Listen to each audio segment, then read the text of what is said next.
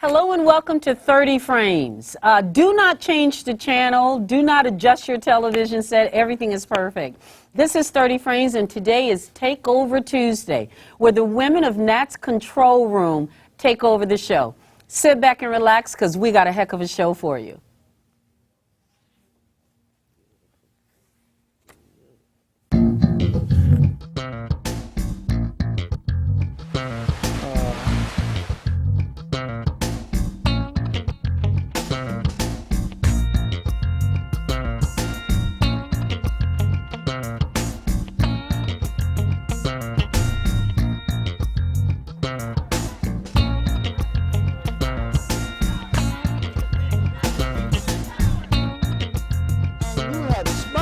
Into the fact where the victim is now the perpetrator and the perpetrator is now the victim. And that just drives me crazy. Hello and welcome to 30 Frames. I am Lou Selania Sierra. I will be one of your co-hosts today. Again, in case you're just tuning in, this is Takeover Tuesday, where the women of Nat Wood's show, 30 Frames a Second, take over the show. If you don't know, we are the women that run his control room for him. Next to me to my right is the extraordinary Miss Sheila Berry. Sheila is the executive president, executive producer of Gospel Groove Showcase. Thank you for being here, Sheila. Now, I'm going to skip over the gentleman for 1 second and come back to him because he is our guest. I'd like to also introduce on our panel Miss Veronica. Veronica is director, producer, president, filmmaker, videographer. Did I forget anything yet?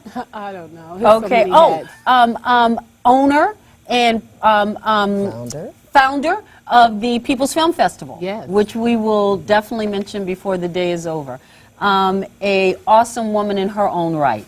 Now let's get to our topic and our guest today. Our guest is Mr. Kinja Dixon. He is 2013's top sales executive. Now, forgive me if I mess anything up and stop me if I do anything wrong, Mr. Dixon. Who recently retired. That's right, I'm going to repeat that. Recently retired. Hey! To release his tell-all book on how to persuade anybody to buy into your idea, service, or product. And that is our topic for today. Starting your own company, finding your passion, finding the monies, making your dreams come true. I want to thank everyone for being here, and I say we get the ball started. Thank you for inviting. Thank you for coming, Mr. Dixon.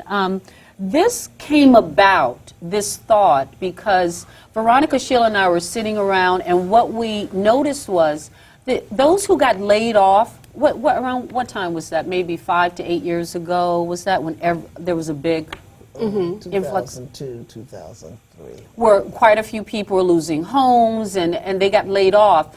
Quite a few people over 30 decided to go back to school. And what they found themselves with 3 to 5 years later was a student loan that was incredible and a degree that really didn't help them. Because when they went back to the job market to compete against that 23, 24-year-old, the executive, the presidents, and people said, no, we're going to stick to the younger person. They don't know about human resources. They don't know so much about sexual harassment. They don't know about overtime and things of that nature. And we were thinking to ourselves, wouldn't it have been awesome if more people had decided to go back into business, to go into business for themselves? So hence why we have you here today. And unfortunately, because of what we're raised to do, which is to automatically get a job or go to school, that is almost the reflex, conditioned reflex that everyone does when it's time, when there's crunch time.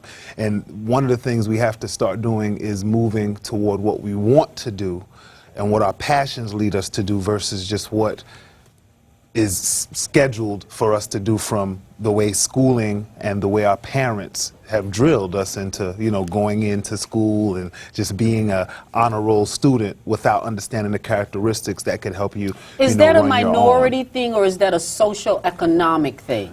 I believe that's more of the school system the way America, because I just came from Paris, Belgium, and Netherlands, and had a lot of discussions about what their plans are, and entrepreneurship is spreading much more outside of the United States than it is in, you know, America. And that's Why? one of the things I believe is what, like I said, I love my mother dearly, but what she told me was to go to school. You know, I was in the Air Force. She said, retire and, you know, and live, you know, the American dream. And, you know, due to some things that I found out on my own, studying some of the masters I followed, Napoleon Hill, Tony Robbins, psychology, human behavior, I've spread and found out that, wow, there's so much more to this world than just, and not taking anything away from education, but if you are going to have education, have it in a specialized area that you are going to flourish in versus just going to school to go to school. But you know, it's interesting because you said needs versus wants. And sometimes your needs supersede those wants, and you need to get a job. You have to go to work. So therefore, I may want to have a car, but I may not be able to get that right now because I have to go to work. I got to take care of my home. I need, you know, so things like that. So then, how do you choose, or how did you choose? Because I'm sure at some point, when you decided to retire, somebody had to hold you down a bit. Am I correct? Or did you stay with your mom? Or, you know, not meaning to, you know, how did you do that? And when you say, well, I just retired in October of Right, last year. And So- ventured off on your own. Yes, yes, and not retired from a pension, retired from being financially independent to be able to live, you know, and manage my assets and everything of that sort. Okay. But you said something very key. Even in the employment situation that we deal with, mastering those fields and having the characteristics to do the best bartending, the best waitressing, the best janitorial service that you can do still helps you build a characteristic so that when that opportunity to go get out on your own comes, or the recession hits and things happen where everything closes down, you now still have skills that you can take with you to another situation. Because that was one of my life changes in 2004.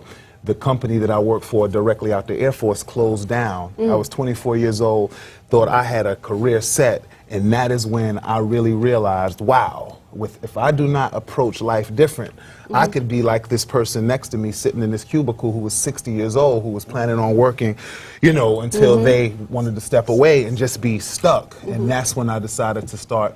And that's the key to building the business, is getting your character skills correct. But what about money? Because that's the key, really. You cannot just, and I, you know, not meaning to knock what you did, because I believe you're absolutely right. But that is what's going to sustain people, to make that change, I believe, I think. And when you say the money to start the business? The money to sustain yourself until that business comes to fruition, until that business actually becomes profitable. Okay. Or until you make that transition. Somewhere along the line, there has to be, you have to be economically sound in order to sustain yourself before you make that you know, I'm just No, wondering. you're correct. Yeah. So whatever that employment that you have, of course there needs to be a saving Save a situation dollar. during the time. That's hard to do. Depending on the perception of how you look at money. You know, not letting liabilities become the overrunning way of how you spend your money. And yes, it's a whole deprogramming process. Yes, You yes. are very correct. And it has to be basically stripping some of the habits that come with the way we live. Or bad habits. Very bad habits. I say going on a financial diet. I'm going to interject for one moment. I now have started my second corporation. One is an S Corp, one is an LLC. But what I have found is, and Veronica, I want to key in on this. I have a phone that is so old that sitting at a bar the other night, a gentleman made fun of me. And he thought he was making fun because he was like, "Wow, you're cute, and I like you because you can't be a gold digger." And I thought for a second, I went, "Well, why can't I be a gold digger?" He said, "With a phone that old, you definitely not a gold digger." And for a moment, everybody at the bar laughed. And I thought for a moment, and at first I was hurt a little, but then I realized that my company is financially wealthy. Right. And when this phone breaks, or when it's really necessary for me to get the next one, I will get the next one. But I do not feel pressure to get the next one because of the Jones. I just got my first flat screen TV, but I own 3 properties in my name. Wow. I don't carry Louis Vuitton and Chanel, but I got a handbag that can go through to Paris, Italy, and Germany.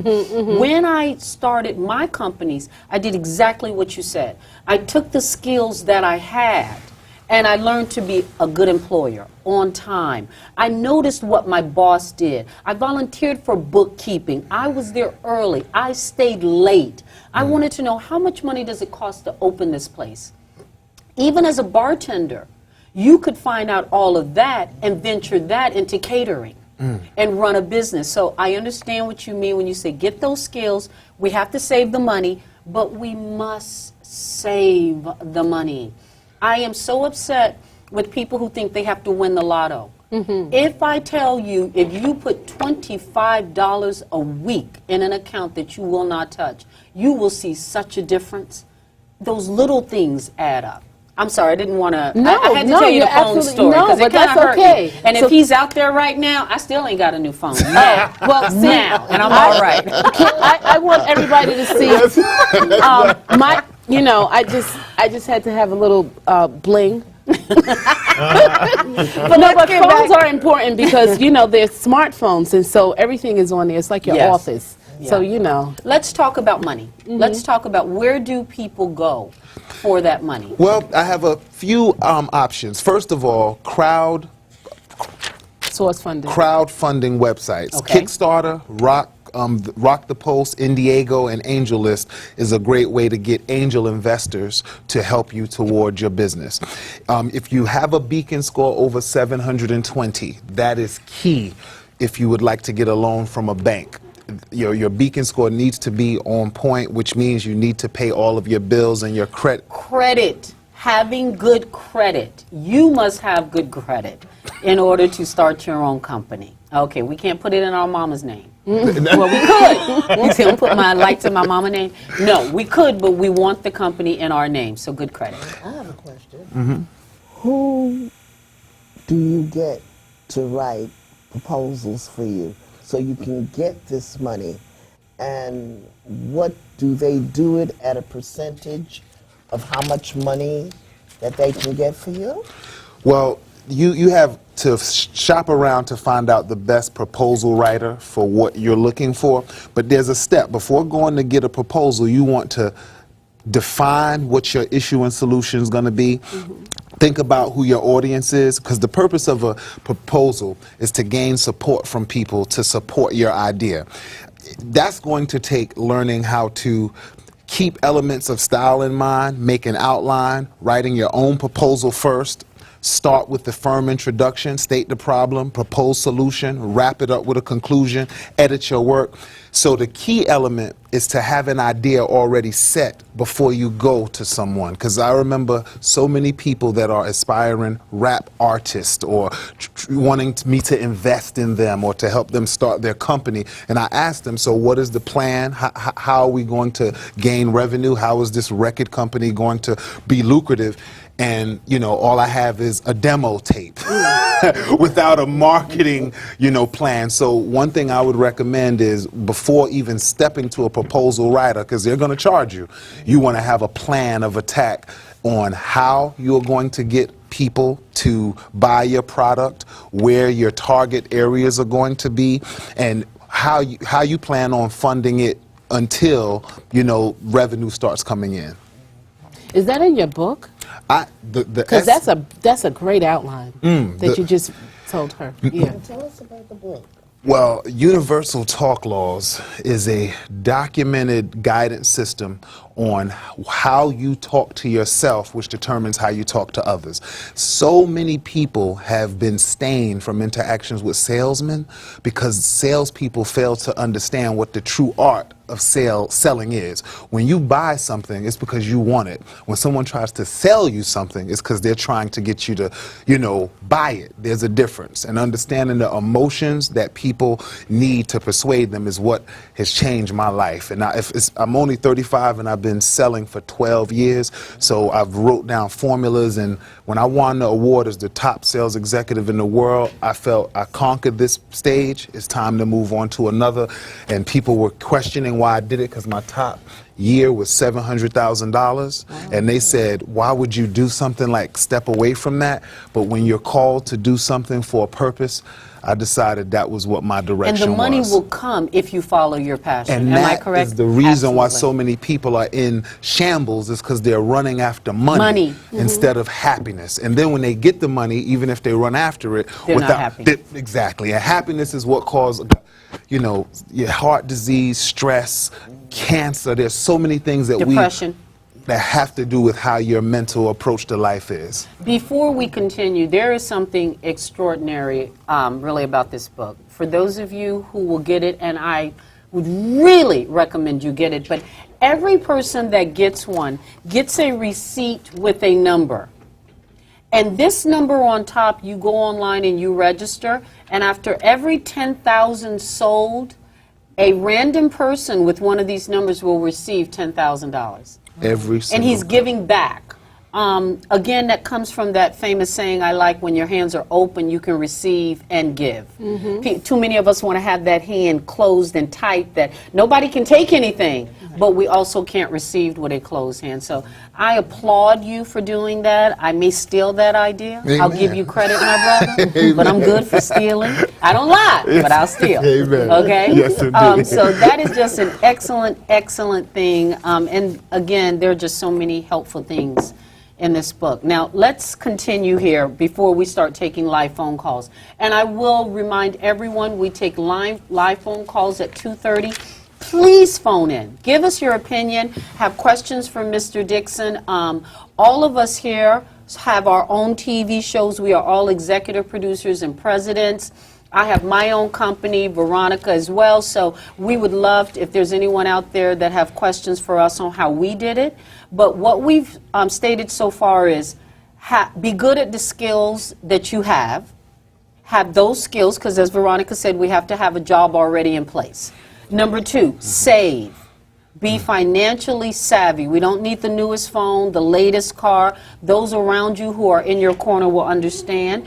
Thirdly, we've discussed a marketing plan so that we can have that business proposal written. Now, when I was trying to start my own company, I found a lot of monies offered by certain banks. Chase, one of the banks who was offering money in Harlem at that time, gave us a wonderful breakfast, and they had X amount of dollars designated just for the community. You had to prove you lived in Harlem for 10 years, and you had to have an idea. And they talked to you, and good credit. Hello. And good credit. So Chase was one of those banks that had that type of thing. Where do people go to find out more banks or more opportunities like that? I would recommend going online, first going to get a copy of your credit report to understand exactly where you are. There are certain criteria that needs to be fulfilled in order to get a certain amount, and that goes into home equity lines, which is another option if you have a certain amount of money already paid into your home. In your home. And economic development programs are also very well. For instance, Michelin North America, based in Greensville, North Carolina, approved $1 million in small business loans, you know, about 4 years ago, and the loans are from $10,000 to $100,000. Rockville Economic Development in Maryland, and that they are provided by Small Business Association. That is very key, Small Business Association, because once you get involved with them, they have counselors that can help guide you along the process. But once you are registered, then you can do government contracting as well. The only difference between someone that can provide services for a government contract or the general public is being registered with the SBA and having couple more requirements, but the SBA is the nucleus to being able to double dip. I have 4 friends now that started off on the civilian side, but then due to their affiliation with the small business, they decided, wow, let's look into the government funding situation. They considered it guaranteed money until recently we had the situation with the government. Nothing's guaranteed, and that's the key. Nothing is guaranteed, but that would definitely help you be able to spread your wings so that you can double dip as well. I'm just curious to know, because I'm looking at our economy and how it's, you know, African Americans are affected by it. I think we spend 1.5 actually by next year we're like the biggest consumers. By next year we should have spent $1.5 trillion. So we're spending, our behaviors are different from just saving in general. So how do we get to that point? And I don't mean to keep coming back to that, but I know that there are there are discrepancies, not discrepancies, but there are differences in people who are seeking out these business loans. I know there are some people have said, African Americans, it's difficult for them to get these loans. Their credit is not good. How do we overcome those different obstacles if we're trying to do what you do to make this formula work? Well, my life hit a bottom, you know, in 2009, the year my mother was diagnosed with breast cancer. She overcame it. She removed her left breast, all is well. I just actually saw her last week. But it takes actually looking in the mirror and really being honest with who you are at that current moment. And it takes finding a model of characteristics to follow. Because you hit it on the head. That is one of the reasons why we're in an economic, you know, depression, is because of the way the view of life is through the turmoil that we've had in the past. So first step is just taking a look in the mirror, writing down what your plans are, but taking some of those bad habits and characteristics that you have completely out of the way. And it deals with association.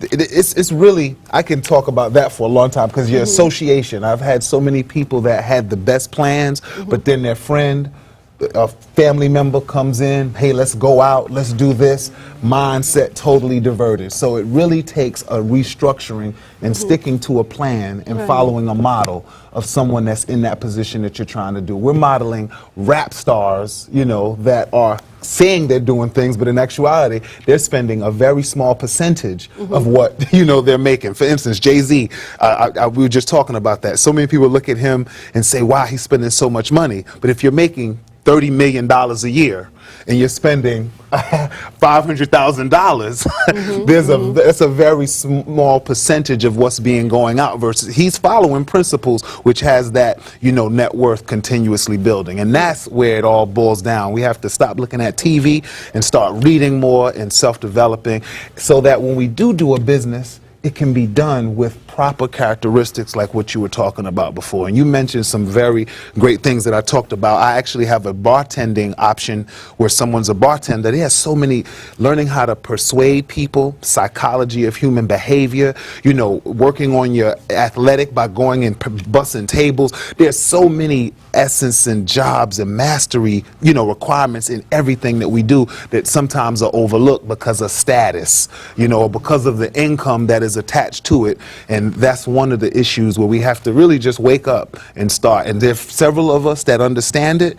And my goal is to do my best to spread as much of this information for the rest of my life. I'm in the 3rd chapter. When I do motivational speaking, I am always amazed when I sit and talk to young people and I tell them how many athletes go bankrupt 3 to 5 years after they start playing basketball. When I give an example and I look out into the audience and I say, okay, what do you want to do?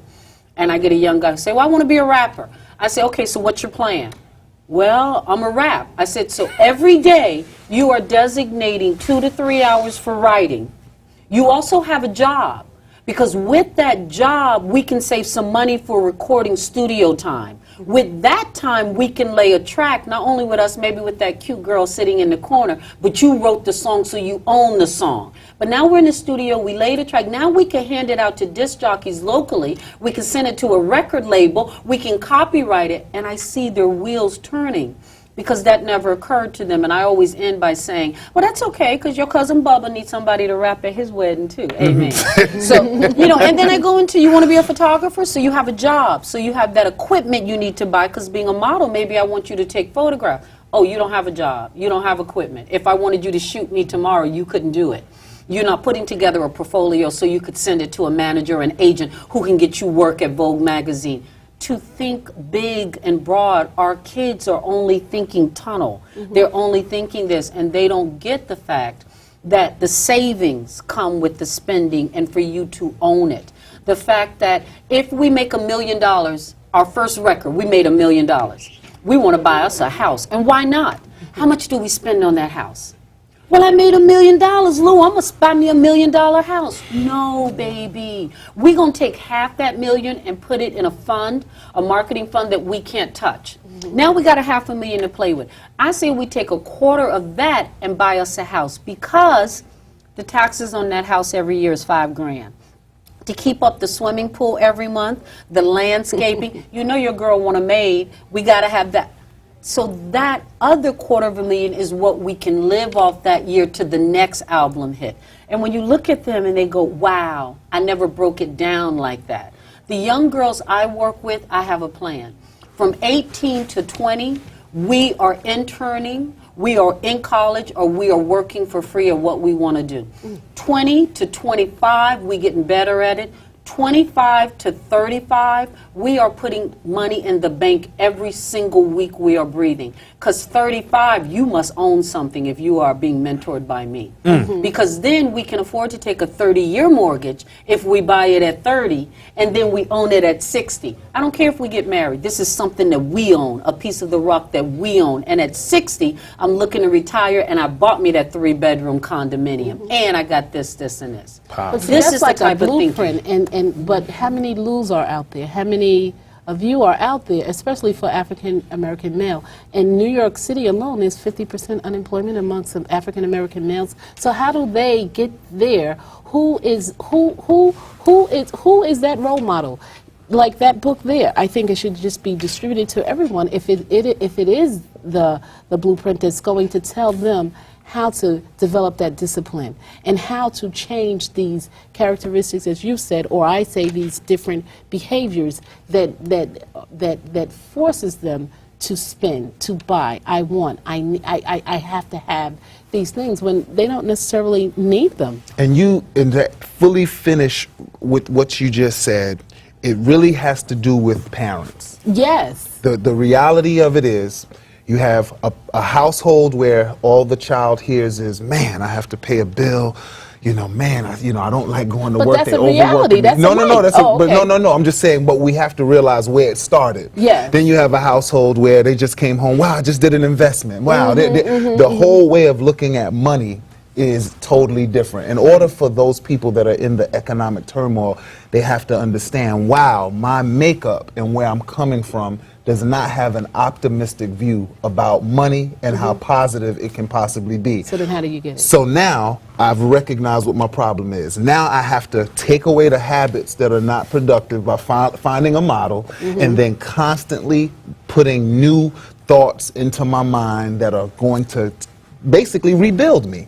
And that's what I had to do. I actually had to do. I had nothing given to me. I was born in Brooklyn, New York, on Eastern Parkway, and but after I hit my bottom in 2004, after the MCI closed, I started seeking self-development, took classes, human behavior, and basically the want has to be there. Unfortunately, several people that we see need help are not understanding they need help, and until that until that understanding takes place, they're going to continue in the rat race, continue to place blame instead of self-accountability, and that's where, as time goes on, leaders, shows like this, I'm just inspired for being here, can help spread the word.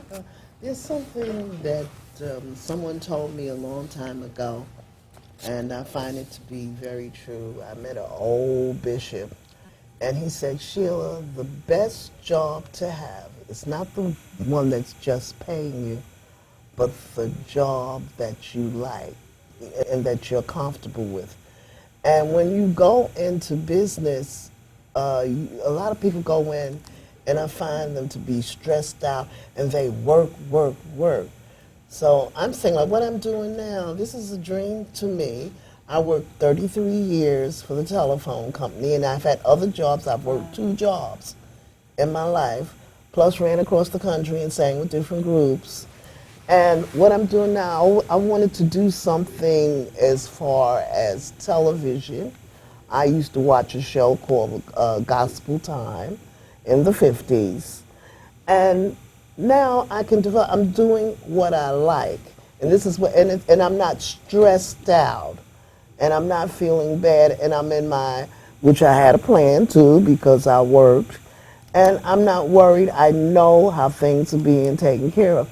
So you have to do something in a comfort zone also, because you don't need the stress. There's so many people that have heart attacks and strokes and different things. And it's not just because of their eating, because they run into this situation. I've got to have my own business. Yes, you do. But do what you have a passion for. And ma'am, you hit it on the head. Success has nothing to do with the dollar amount. It has something to do with fulfillment, how you feel, how you sleep at night, having a passion to enjoy what you're doing, helping someone, I believe, because in any service, once you're able to provide a service, that service, if it's beneficial, someone's going to pay for it, you know, and that's the key. Happiness has nothing to do with, you know, a dollar amount, but on the flip side, because we do have to live, there has to be that fine medium, Yes, and that's where, you know, looking at what you love to do is so important. And before you can look at what you love to do, you have to know who you are. Yes. And that's where, you know, self-development, and I recommend everyone that's looking, start a daily journal where at the end of the night, you write what you learned that day, what you I need you to look out there and say that. Start a daily journal every single day for the rest of your life, where you write down what you learned that day, what went on that you were not comfortable with, what you encountered. This is going in my journal. I've been writing the journal for 2 years, and when you look back on your development of thought, it's just amazing. You're writing something that your children can benefit from down the road. You're writing something, and it helps your memory as well, because you have to think before you go to bed, what did I go through today? And it gives you an objective ability to look at your life versus subjective. Is it something I need to change? Is it something I need to work on? like While we're talking about that, I just want to hit on something that a lot of my friends and family get very confused over. Can you just briefly hit on the different types of businesses? For instance, we have a LLC, a C corporation, an S corporation, and a sole proprietorship. Can you just hit on maybe the brief differences between the two in layman's terms? Well, the LLC is a limited liability company. It's a flexible form of partnership where you can have 2 to 3 people. It's not a limited amount of people you can have, but it helps you when it comes to tax, the way you're going to get your taxes. It takes the liability off of you. Sole proprietorship is you by yourself, one individual. Partnership is more than one person. Corporation, the legal jargon, separate legal entity that has been incorporated. So what I would recommend is, regardless of which you choose, it is very important that if you're going to have more than one person involved in your operation, that person is like-minded and has the characteristics that are going to add to your long-term Not goal. because it's your best friend and y'all been friends since and y'all went to kindergarten together and y'all like the same color pink. No, that's not enough. Okay, everybody hear that. All right. I just want to remind our viewing audience to please call in. You are watching 30 Frames a Second, and this is the Nat Wood Show.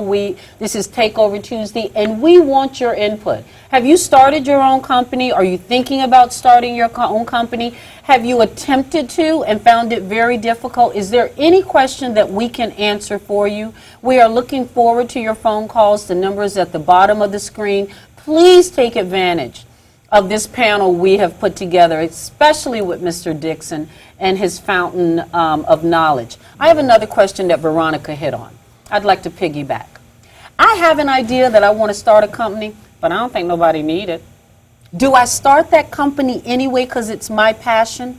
Do I try to find that marketing, or do I say this is not something that people really need right now, so I should find a different path? Or do I stick with it because it's my passion? That is a very good question. It all depends on, when you say people don't need it, Steve Jobs, one of the books that I read, where he mentioned people sometimes, America and this world sometimes don't know what they need.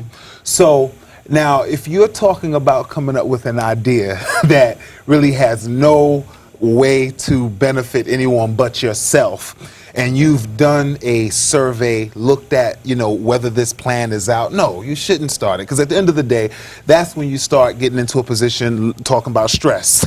You're putting a lot of work into something that has no marketability. Okay. But there are several, ideas that people can benefit from that may not have hit yet, that you just have to do research on. So that is a very good question. And if it does make you happy, yes, I definitely recommend completing the ideas, getting an outline, doing research. And yes, there have been several.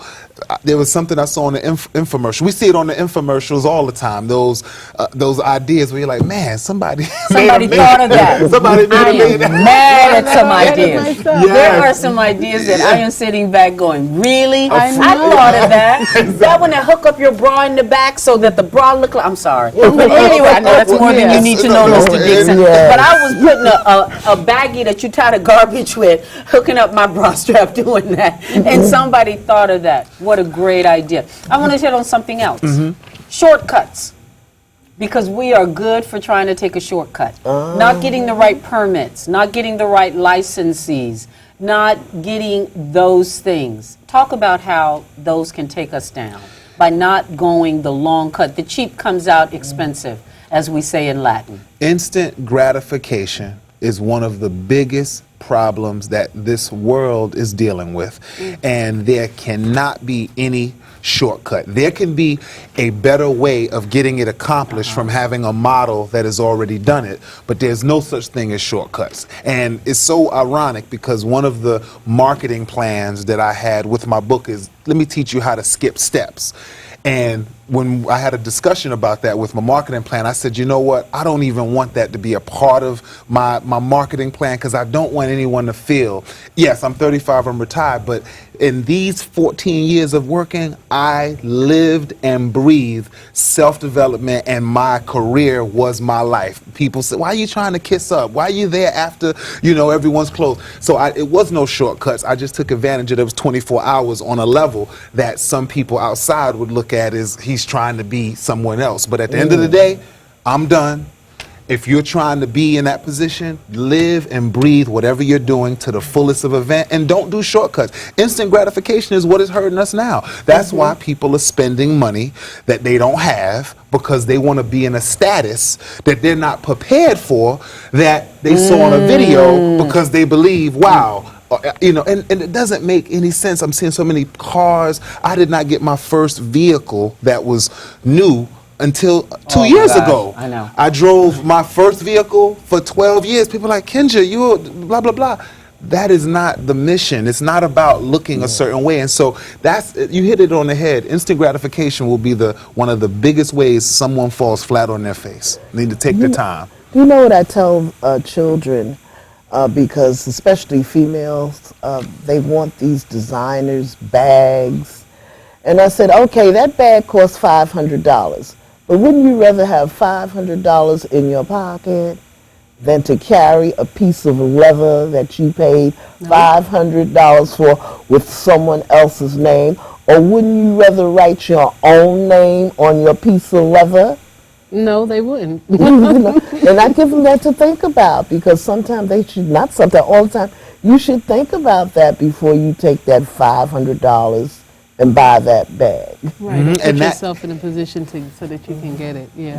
And that has to do with finding out who you are and having confidence in yourself, whether your bag was from Walmart or whether your bag has Louis Vuitton. It shouldn't have nothing. And that is where learning who you are is so important, in figuring out how to fill the voids that person feels, or that luggage feels, or and it gets real. Wow, we could do a whole nother show on that one. When you speak about the universality of in your book, it's almost like, because you said when you speak this out into the air, it's almost like when I speak out into the air, I'm declaring it, because it comes back to you, and that's almost like a universal law. And so then you say that that is a universal law in sales, or so is it reciprocal in a sense, or is it? I mean, how does what is that balance? Because if that is the case, then it's a given that you will receive. Yes, the key though is what you speak out of your mouth has to be what you feel inside. A congruency. So don't be phony. And unfortunately, a very big percentage of what people say out of their mouth is not what's really going on inside. And you hear everyone that's dealing with poverty is saying, I'm not supposed to be in this situation, but reality is their thoughts, their habits that are happening inside the doors that are equaling to the process that they're dealing with. And that's the reality. Wow. Right. So speak it. And, be factual. Now let's talk about naming our company. Say we've decided we're going to open our company. We've done our homework. We've put together our marketing. Do we think after we come up with a name that we think we like? Do we research that? Do we Google that? Do we make sure? What if there's another company with that name? Do we add something to it? Do we change it altogether? What about the naming and the registration of our company? Very, very important. You definitely want to find out if that name has been taken. You can trademark it if it's not available. The key, though, and I have a friend, Red Seal Events. A friend of mine, her and her husband, came up with a company. They were an event planning business in Maryland. Once they decided to go into the government contracting, they had to take off the events because they were in a position where they didn't want a government company looking and saying, wow, they're only dealing with event planning when they do so many different things. So when it comes to your name, make sure that the name is something universal that is not going to, limit the people that are looking to do business with you, and definitely make sure that it's something that fits, so that everyone can benefit from it. Instead of it, and that's where research comes into play, because you don't want to be in a position where you're thinking like universal talk laws. I didn't want to put universal sales laws. I thought about that because that only limits it into sales. This is a life book, so name planning is key. But there are ways you can check to see if it's registered. Trademarking is the key. Google it. One of the things I found very helpful was I started a website right away. But I want to say something on that note. Why do we incorporate ourselves? I recently, my second company is my name incorporated for my trade marketing now. I have a company, A Loop International, which I thought of my name, I think this might be interesting, ALUP. And it was easy when I'm out at a bar, when I'm out in a club, for anyone to remember, because it stands for A Lou Production. When I sat down to think of my company, I said, what was something that when I don't have a card, or something if they lose the card, her name was Lou, A Lou Production, A Lou. But when I decided to go into trade marketing and the other things I'm going to do, I incorporated my name. What's the difference? Why do we think of a company name as opposed to incorporating our own name?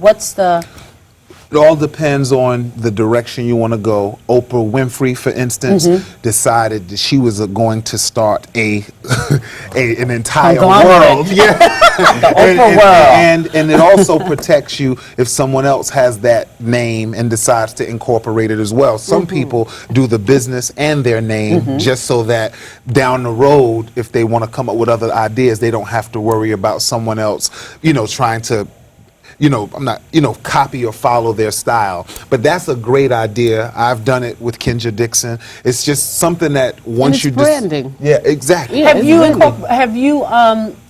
incorporated your name? No. Okay. No. All right. No. Yeah. But you know what? It is definitely branding, and you are your brand. Yes. So therefore, that is important. Oprah Winfrey is her brand. I just haven't gotten there yet. You know what I think is phenomenal? And it's a process. Someone bought my name. What? An ex an ex-friend, and And you they'll know try who to you sell are. you- sell it Yeah, back they to wouldn't you? sell it back to me. They would not And sell it that's back why, to me. you know, I at had the to very go through least, somebody keep the to domain go name. through somebody to go through somebody, and he couldn't think it was me. But he was smart enough to see when I was modeling at the top of my game in Paris that one day she's going to need her name on the website. Wow, that is and so he went and unfortunate. bought it, like so many people did a while back with the market, and they bought all these words that they thought were going to be needed, Yeah. and then companies needed them, and they bought them off the website. So if you have not bought your name, Google it. Find out if Oh, yeah, someone else owns it definitely. and buy it. It's very inexpensive to buy your name for Oh, yeah, 5 or you 10 can years. definitely. Yeah, I did Please. that, but I Okay. didn't do the Yeah, incorporation. But if we can sum up some of the key things, take the skills you have now with the job you have now, get everything out of it humanly possible. Learn, save, make sure your credit is good, figure out your passion, find that marketing idea, hire people that know more than you do, which, by the way, was one of the most important things Mr. Trump has ever told me working with him. He said, listen, Lou, very often people want to be the smartest one in their company. He said, hire people smarter than you in what they do and do not micromanage. And that was real hard for me being a control freak. Save that money, get a proposal, hire those who are smarter than you, be surrounded by like people. I think I probably missed the first one, which is probably the most important that Veronica brought up, is the fact that replace those bad habits with good habits. Know your shortcomings. Know if you are not of the mindset to start your own company, because quite frankly, and please forgive me, I do not mean this to be rude, with the utmost due respect, not everybody should have their own company. It takes a great amount of ambition.